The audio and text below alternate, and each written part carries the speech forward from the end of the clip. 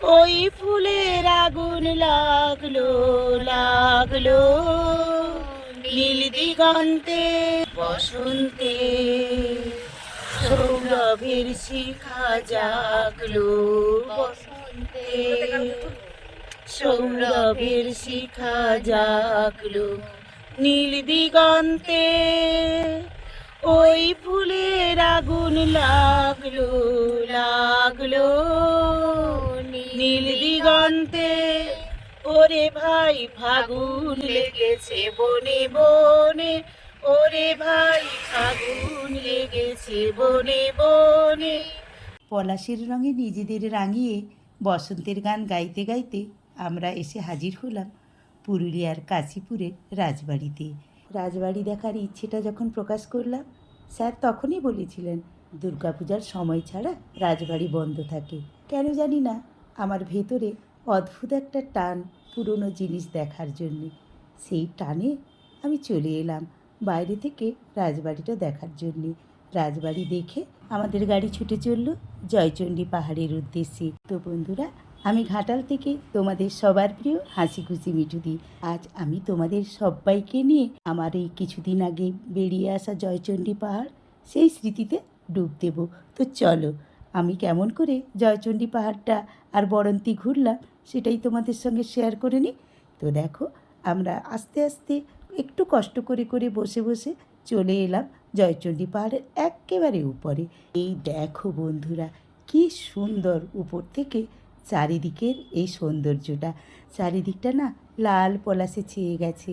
তো আমার ক্যামেরাতে অতটা সুন্দর আসছে না, তো যতটা পেরেছি সেটাই আমি তুলে এনেছি তোমাদের সঙ্গে শেয়ার করে নেব বলে।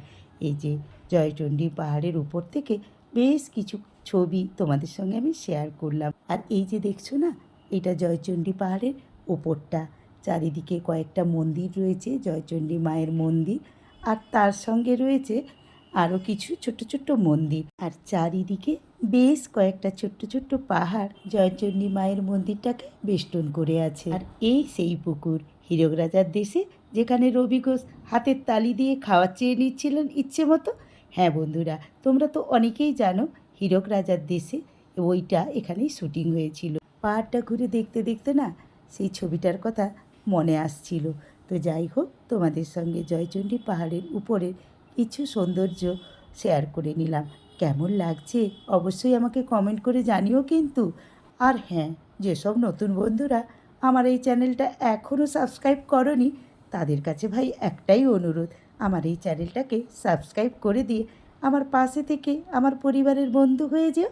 তো দেখো, আমাদের গাড়ি আবারও ছুটে চলল ঝালদা গড়পঞ্চকোট পাহাড়ের উদ্দেশ্যে। এই তোমাদেরকে তো আগেই বলেছি পুরনো জিনিস আমাকে ভীষণ টানে, তাই এই ভগ্নদশা মন্দিরগুলো দেখতে আমার না বেশ লাগছিল। আমার সহযাত্রীরা সবাই রোদ্দুরের জন্যে ওই যে রাসমঞ্চ ওখানটায় একটু ছাওয়াতে বসে গিয়েছিল। আমি না একাই চারিদিকে ঘুরে ঘুরে দেখছিলাম, আর তার সাথে একটু একটু ছবি তুলে নিচ্ছিলাম তোমাদের সঙ্গে শেয়ার করব বলে। এটাই দেখো রাসমঞ্চ। তো ওই মন্দিরটা আমি চারদিকে ঘুরলাম, ঘুরে দেখো একটু সাইডে চলে গেছি বনের মধ্যে। অনেক মন্দির রয়েছে ছোট ছোট। এই যে দেখো বন্ধুরা, কি সুন্দর কারুকার্য করা রয়েছে মন্দিরের গায়ে। আগে না ভীষণ ভালো হয়তো ছিল, এখন ভগ্নদশা তো, তাও আমার বেশ লাগছিল। চড়া রোদ্দুর তাকেও উপেক্ষা করে আমি একাই চারিদিকটা না ঘুরে ঘুরে দেখছিলাম। ভীষণ ভালো লাগছিল আমার এগুলো দেখতে। তারপরে দেখো আবারও আমাদের গাড়ি ছুটে চলেছে পাঞ্চেট দেখার জন্যে।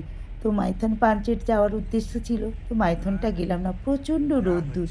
পাঞ্চেটটা একটু ঘুরে ঘুরে দেখলাম। আর এই পাঞ্চেটের জল যখন ছাড়ে না আমাদের ঘাটালে, তখন বন্যা হয়ে যায়। রাস্তায় একটু খাওয়া দাওয়া করে বরন্তিতে চলে এসেছি। ভীষণ রোদ্দুর, তাই পড়ন্ত রোদের জন্যে বরন্তিতে এসে পলাশ গাছের তলায় একটু বিশ্রাম নিলাম। সন্ধেবেলায় এই যে চলে এসেছি বরন্তি লেকে সূর্যাস্ত দেখব বলে। ওয়েদারটা একটু মেঘলা মেঘলা ছিল বলে খুব একটা ভালো না হলেও খুব খারাপও লাগছিল না ওখানকে সূর্যাস্ত দেখতে। আর এই যে দেখো পাহাড়টা কেমন ছবি পড়েছে জলে, তারই সুন্দর লাগলো। তো বন্ধুরা, আমরা আবারও চললাম বাড়ির উদ্দেশ্যে। সন্ধে হয়ে এসছে আর মেঘলা আকাশ। তো বাড়ির উদ্দেশ্যে আস্তে আস্তে পলাশের মায়ায় আবারও জড়িয়ে পড়লাম। নেমে একটু নিজেদের মধ্যে ফটো তুলছিলাম। আর ঠিক তখনই না তার সাথে আমাদের দেখা হয়ে গেল। কার সাথে বলো তো বন্ধুরা? হলুদ সুন্দরী পলাশের সাথে। তো বন্ধুরা, আজকের ভিডিওটা তোমাদের কেমন লাগছে বলো তো? ভালো লাগলে লাইক করে শেয়ার করে দিও। আজকের ভিডিওটা আমি এখানেই শেষ করছি। পরের ভিডিওতে আবারও তোমাদের সাথে আমার দেখা হবে, কথা হবে।